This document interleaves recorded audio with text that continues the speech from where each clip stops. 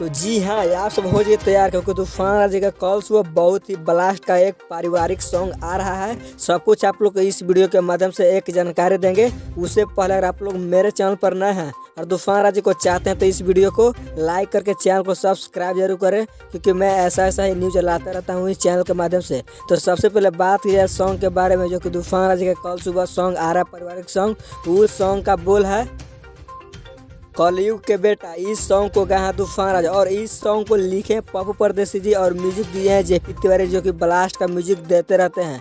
और इस सॉन्ग को कल सुबह तूफान राजा ऑफिशियल यूट्यूब चैनल के माध्यम से सुबह में ही 6:30 बजे रिलीज किया जाएगा फुल वीडियो। तो आप लोग कितना एक्साइटेड है सॉन्ग को सुनने के लिए अपने राय कमेंट बॉक्स में जरूर दें। और अभी तक मेरे चैनल को सब्सक्राइब नहीं किए हैं तो जल्द सब्सक्राइब कर लें, क्योंकि मैं ऐसा ही न्यूज लाते रहता हूँ इस चैनल के माध्यम से। तो मिलते हैं न्यू वीडियो लेकर।